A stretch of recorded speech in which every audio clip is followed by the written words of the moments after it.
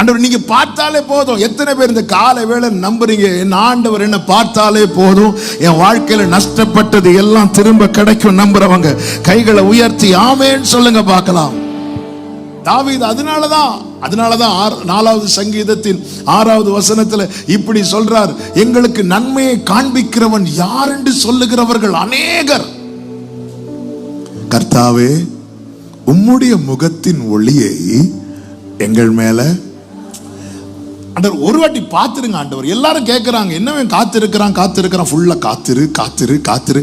ஆண்டவர் எல்லாரும் கேட்கிறாங்க, ஆமா யார் உனக்கு ஹெல்ப் பண்ணுவா, யார் உனக்கு நன்மை காண்பிப்பா? அப்பா காட்டுவாரா? வாய்ப்பே இல்லை. வீட்டில் ஒரு பெரிய ஃபங்க்ஷன் நடக்கும் போது இவனை இன்வைட் பண்ணவே இல்லை. ஹல்லேலூயா.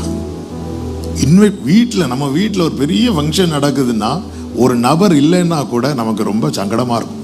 ஒரு வாட்டி டிசம்பர் டைம்ல எங்க அண்ணன் ஃபேமிலி, என் தம்பி ஃபேமிலி வீட்டுக்கு வராங்க. தங்கச்சி அமெரிக்காவில் இருக்கிற, அவளுக்கு வர முடியல. அப்போ நாங்கள் எல்லாரும் சேர்ந்து ஃபேமிலி ஃபோட்டோ எடுக்கும்போது எங்கள் அம்மா மட்டும் உம்முன்னு இருக்கிறாங்க.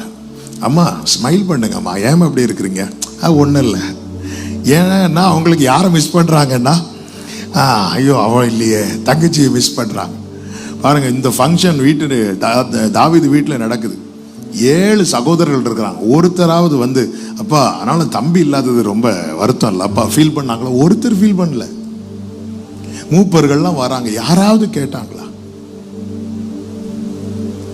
இதுதான் தாவீது சொல்லுகிறார், செத்தவனை போல எல்லாராலும் முழுவதும் மறக்கப்பட்டேன், ஆகாதவன் என்று தள்ளப்பட்டேன், செத்தவனை போல் நான் மறக்கப்பட்டேன், ஆகாதவன் என்று தள்ளப்பட்டேன், செத்தவனை போல் நான் மறக்கப்பட்டேன், உடைந்த பாத்திரத்தை போல் நான் ஆனேன், ஆனாலும் உம்மை நம்பியுள்ளேன்,